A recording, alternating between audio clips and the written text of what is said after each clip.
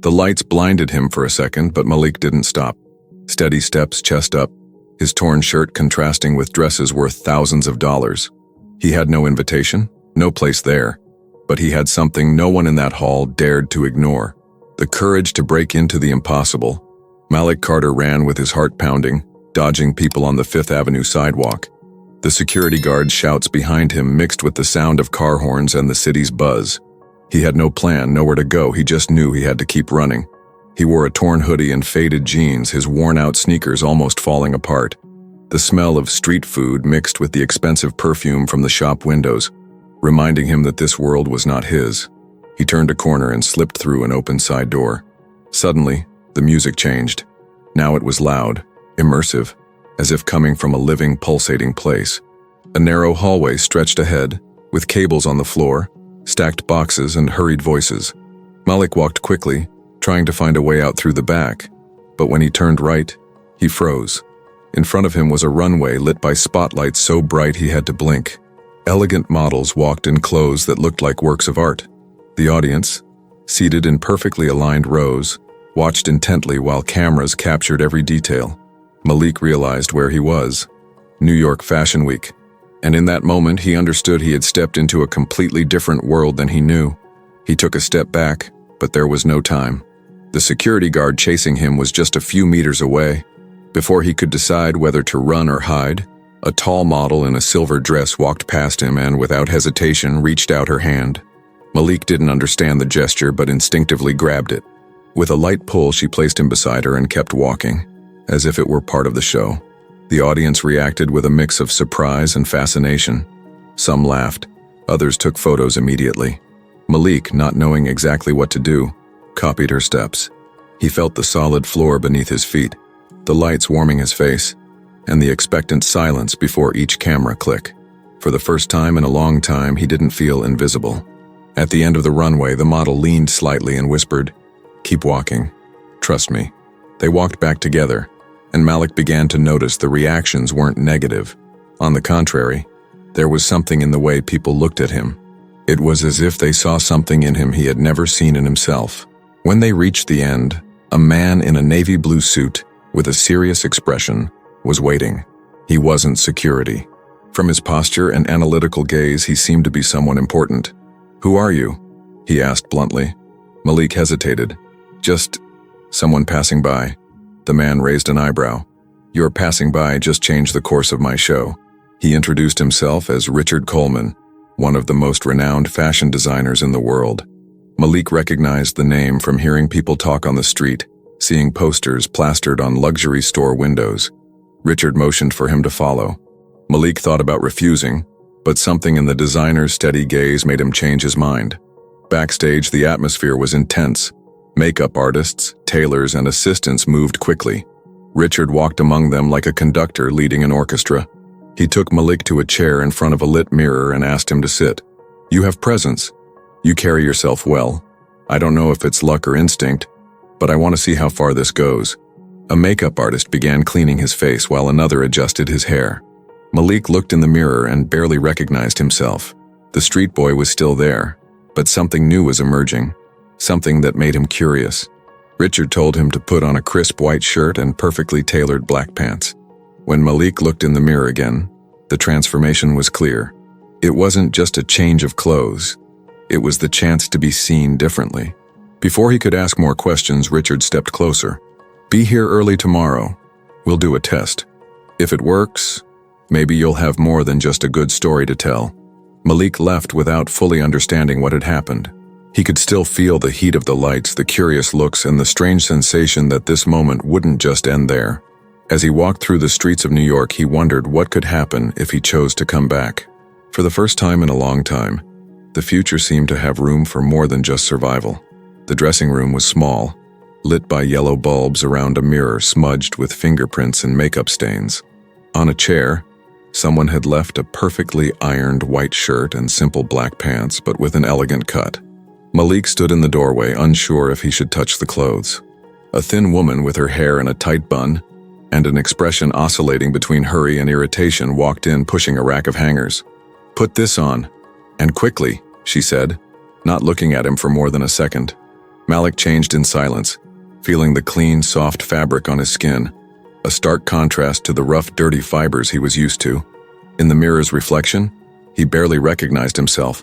It wasn't just the clothes.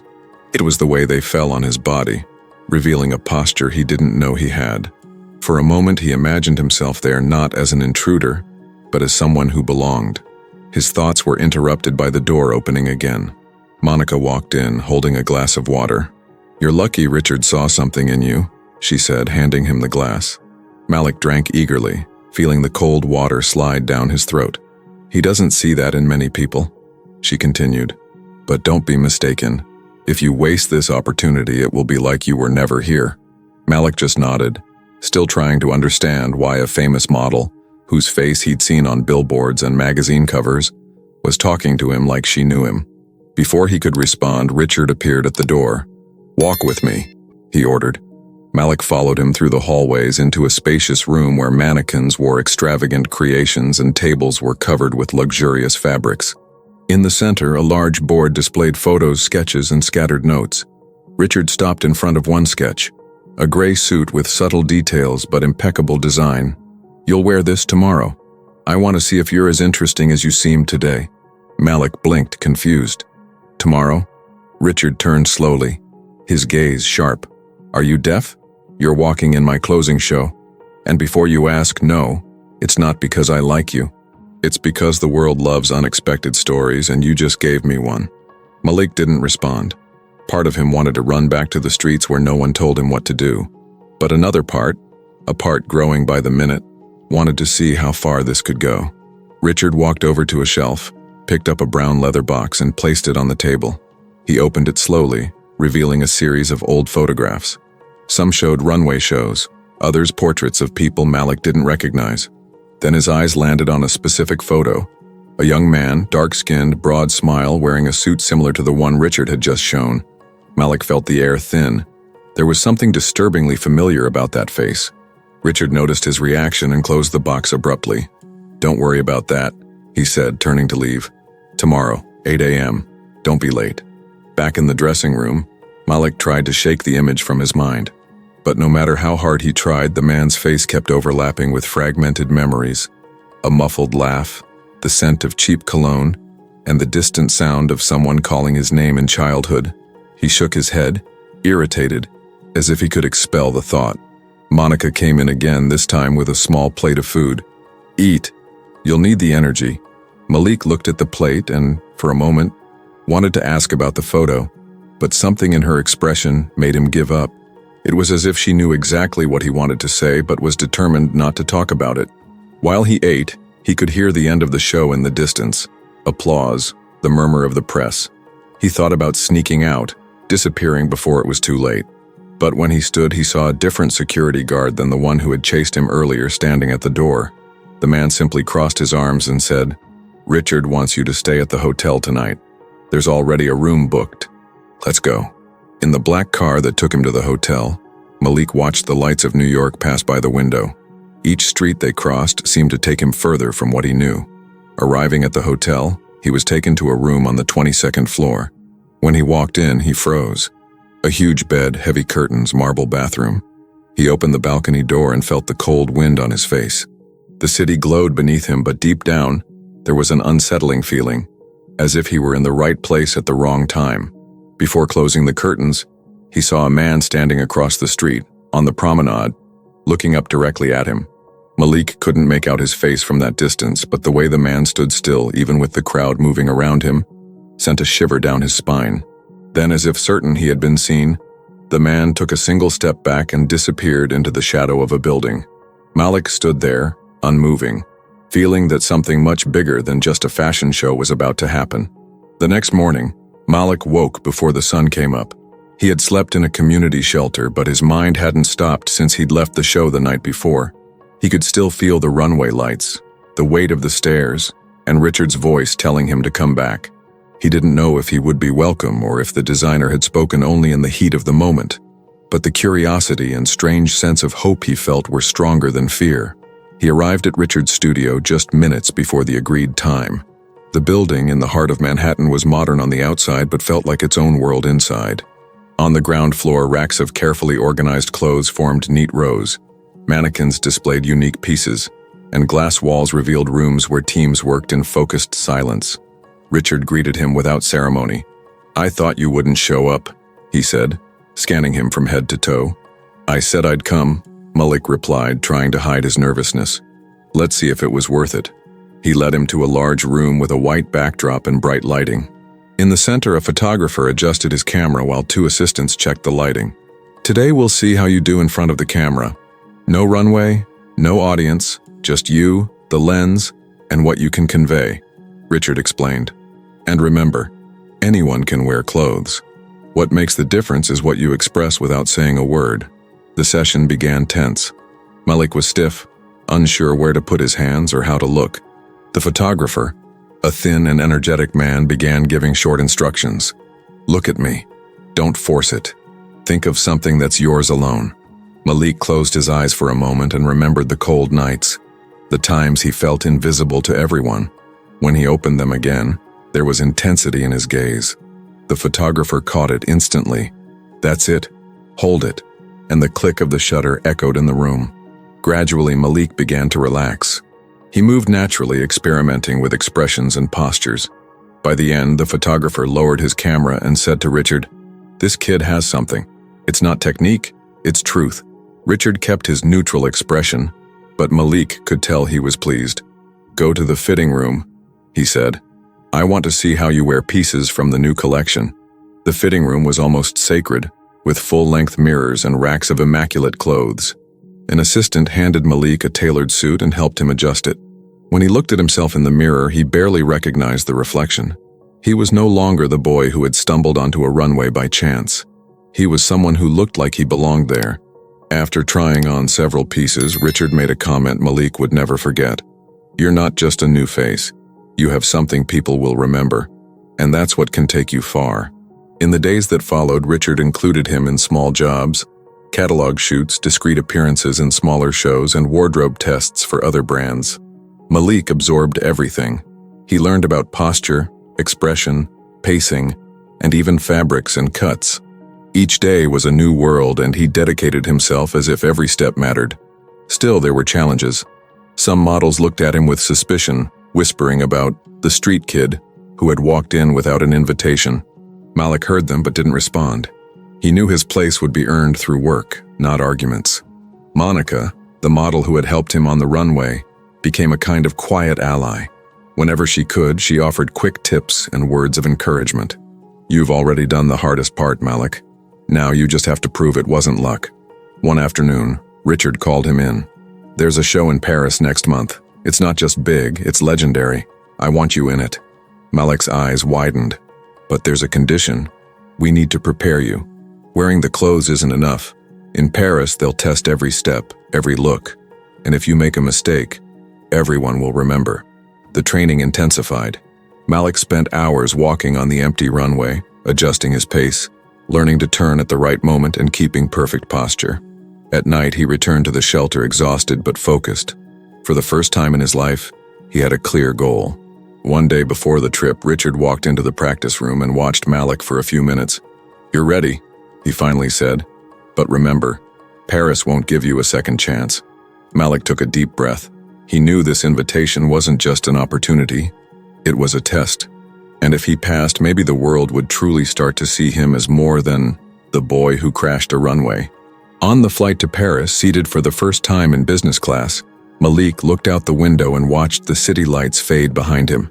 He closed his eyes and, for a moment, imagined going back to the night he'd run aimlessly through the streets and ended up in the place that changed everything. There was no way to predict where this would take him, but he was determined to see it through. Malik's first glimpse of Paris was from above, as the plane slowly approached, revealing the city cut through by the River Seine. The golden lights of the avenues and bridges reflected on the water, creating a scene that looked like it belonged in a film. He pressed his forehead to the window, trying to take in every detail, and for a moment he forgot he was there to work. At the airport, Richard was more focused than ever. A local team was waiting for them, clipboards in hand, schedules ready, and a driver prepared to take them straight to the hotel. The event Malik had been invited to was no ordinary fashion show. It was the closing event of the Paris fashion season, famous for setting trends that would shape the entire following year. The hotel, in the Saint-Germain district, was unlike anything Malik had ever seen. Crystal chandeliers lit the lobby, and the marble floor reflected every step. In his room, neatly folded clothes awaited on the bed, along with a card bearing his name and the rehearsal schedule. He sat on the edge of the bed, trying to understand how he had arrived here in such a short time. The next day, work began early. The rehearsal studio was a restored old theater with its stage transformed into a runway. Malik walked in and saw models from all over the world, tall, elegant, experienced, moving back and forth. Each seemed to know exactly what to do, and it sent a nervous chill through him. The show's choreographer, a Frenchman named Laurent, observed every step with a critical eye. When Malik was called to walk, Laurent gave only a simple gesture with his hand. "Show me." Malik began to walk, recalling all his training with Richard. Upright posture, steady gaze, even rhythm. At the end of the runway, he turned at the right moment and walked back. Laurent said nothing for a few seconds, jotting something down on his clipboard. "You have presence," he finally said, "but you need to control your shoulders. Here, every detail matters." Over the following days, Malik trained alongside the other models, adjusting his posture and learning to adapt to the more elegant, restrained style required in Paris. He noticed the curious glances, some respectful, others skeptical, when they heard he was the boy who crashed a runway in New York. Monica, who would also be part of the event, stayed close whenever she could. "Paris is different, Malik," she told him while they adjusted their outfits. "Here, respect is earned on the runway. If you impress, the whole world will be talking about you." On the second to last day before the show, the first official fitting took place. Malik wore a perfectly tailored suit, the light fabric and flawless cut making every movement feel more natural. Looking at himself in the mirror, he no longer saw just the boy who survived on the streets. He was starting to see the professional he could become. Richard appeared shortly afterward, assessing every detail. "You're ready to be seen as a model, not as a curiosity," he said. "Tomorrow, when you step onto that runway, I don't want people thinking about the boy who crashed a fashion show. I want them to see a name they'll remember." On the morning of the event, the atmosphere backstage was a mix of tension and anticipation. Makeup artists and hairdressers worked at high speed, while assistants checked every seam. Malik kept his focus, remembering the instructions. When it was his turn to go out, the sound of the music filled the hall. Malik took the first step and felt as if all the training, all the waiting, had led to this moment. He walked with confidence, each step perfectly timed, each glance deliberate. At the end of the runway, he turned with precision and walked back, feeling the camera flashes follow his every move. As he stepped off, he heard a different kind of murmur among the photographers. There was something in the way he had walked that had caught attention. Richard, who rarely praised, simply placed a hand on his shoulder and said, "Now you've begun." At the cocktail party after the show, Malik was approached by a representative from a prestigious European agency. "The world is about to know your name, Malik Carter, and we want to be by your side when that happens." He didn't answer right away. He looked out the window at the lights of Paris, remembering where he had come from. He felt that this was only the beginning, and that the next step would be even greater.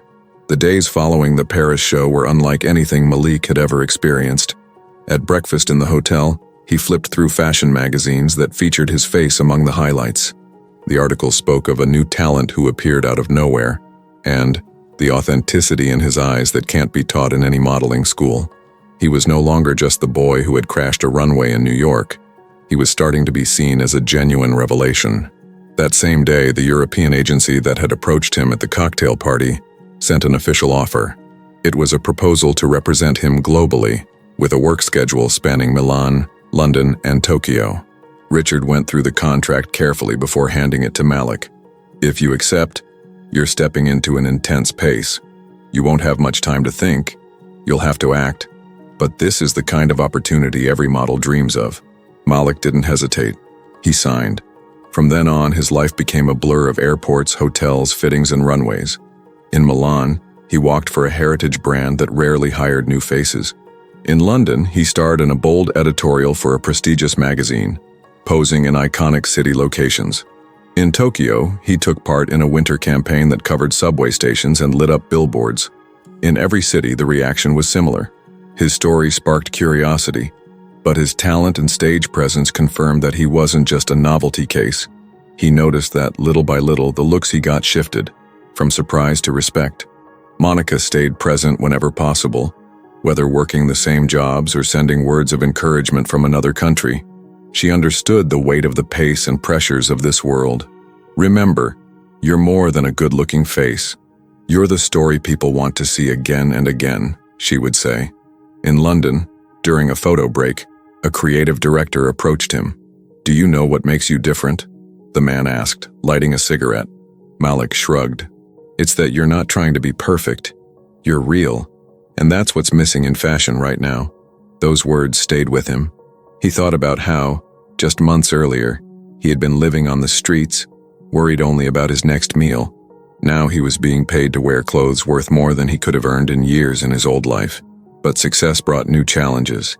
There was more pressure, more commitments, and less time for himself. In Milan, during a shoot, a renowned photographer told him, "When you're in front of the camera, everyone feels there's a story behind you. That's your greatest strength. Don't lose it." At the end of a show in Tokyo, Malik received unexpected news. One of the world's biggest luxury brands wanted him to be the face of their global campaign for the new collection. The contract included photos and videos shot in multiple countries, with the launch set for Paris during the same fashion week, where he had walked months earlier. Richard called him to the hotel for a talk. "This campaign will put you at a level few ever reach, but it will demand something from you that you haven't shown yet. It's not just about walking the runway or posing for the camera. It's about representing a brand in front of millions of people." Malik stayed silent, absorbing the weight of the opportunity. He knew this would be the decisive moment to stop being the boy who crashed a show and become officially a respected international model. In the days leading up to the campaign, rehearsals were intense. Malik practiced expressions, posture, gestures, everything with precision. But he also worked to maintain the natural ease he had carried from the beginning. He knew that was the essence that set him apart. On the eve of the trip to Paris, Monica showed up unexpectedly. "Remember your first day here?" she asked. "How could I forget?" Malik replied with a smile. "Well, tomorrow you'll be in the same place but in a different position. You'll be the main attraction." That night in his hotel room, Malik looked at his reflection in the mirror. He didn't see just a street kid anymore. He saw a professional, a face that would represent a brand worldwide. And more importantly, he saw someone who had found a place where he was seen and respected. But there was one thing he hadn't counted on. In the middle of all this success, there still lingered the silent question of who he really was beyond the clothes, the flashes, and the contracts. And somehow he felt that the answer might appear at the most unexpected moment. Paris welcomed him with the same sparkle as months before, but Malik knew that this time the city saw him differently. He was no longer the boy who had unexpectedly walked into a fashion show. Now, he was the main attraction of the global campaign for the world's biggest luxury brand. The hotel where he stayed was just minutes from the Eiffel Tower, and from his room, he could see the illuminated structure reflecting on the river. On the morning of the main photo shoot, the atmosphere was like a movie set. Teams from different countries worked together. Giant lights illuminated the facade of a historic building, and a group of onlookers gathered behind barriers, trying to catch a glimpse of the brand's new face. Malik wore the outfit chosen for the campaign, an impeccable suit with modern cuts paired with white sneakers, a blend that symbolized tradition and boldness. The creative director, an Italian with rapid speech and expansive gestures, approached. "Malik, this photo isn't just about fashion. It's about showing the world who you are. I want every person who looks at it to feel like they're seeing an entire story in a single glance." He took a deep breath and positioned himself in front of the camera. The first click was followed by a respectful silence. Each pose was precise yet effortlessly natural. Malik moved with confidence, no exaggerations, and the photographer captured every detail. After hours of work, the most anticipated moment came, filming the video that would be displayed in the brand's store windows and on its social media. Malik walked down a Parisian street closed off for filming, while the narrator's voiceover delivered a simple line. Some enter through the front door, others create their own entrance. When the final scene was shot, the team applauded. Richard, watching from a distance, gave a rare sign of approval by raising his thumb. Malik smiled, knowing exactly what that gesture meant. The following week, the campaign launch took place at the Grand Palais during the opening of the new Paris Fashion Week season. Giant screens displayed Malik's photos and video as guests from all over the world entered the hall. The press swarmed to interview him, and he answered calmly, always remembering where he came from. "I just wanted to be seen. And along the way, I discovered I could inspire others to believe they can too." When it came time for the runway show, Malik was the last to walk. The catwalk was lit only by a single spotlight following him, and the music had a steady rhythm, almost like a heartbeat. He walked with perfect posture, his gaze steady, yet with the lightness that made him stand out. At the end of the runway, he stood still for a few seconds, looking at the audience. That's when, in the middle of the lights, he saw a familiar figure. It wasn't a client, nor someone from the team. It was the same man who had caught his attention months earlier, the first time he had been in Paris. He was seated, motionless, with a faint smile on his face. For a moment, Malik felt time stop. He didn't know who the man was, nor why he appeared at these key moments, but there was something in that look that conveyed understanding. A photographer captured the exact moment Malik and the man locked eyes, an image that would later go viral on social media with captions about the look that said everything. The show ended with a standing ovation. Malik returned backstage and was immediately surrounded by journalists, photographers, and members of the brand's team. But even with all the commotion, he couldn't get the image of that man out of his mind. Later, back at the hotel, the TV replayed the show. Malik watched as his final moment appeared on screen. Him, at the center of the runway, and in the background, the man in the audience. The camera angle showed the man's smile more clearly. There were no explanations. On the table was an envelope with no return address, discreetly left at the reception for him. Malik opened it. Inside was just a handwritten sentence. "You walked through the door no one opens. Keep going." He held the paper for a few seconds, took a deep breath, and looked out the window at the illuminated city. Paris was alive, and now so was he. He didn't know if he would ever see that man again, but he understood that somehow the pieces of his story were falling into place. The next day, the headlines were unanimous. Malik Carter, the new face of international fashion. His name was on covers, in store windows, and in conversations. But for him, what mattered most was knowing that the boy who once ran through the streets of New York was now running toward something, and that, in a world that once seemed closed, he had found not just an entrance, but a place to belong. And you? Do you believe someone can completely change their life when an opportunity appears out of nowhere? Share in the comments the moment when everything changed for you. If this story moved you and made you believe there's always a way, even when everything seems closed, give it a like and subscribe now. Here, every story is an invitation to believe more in yourself. Stay tuned for another moving story.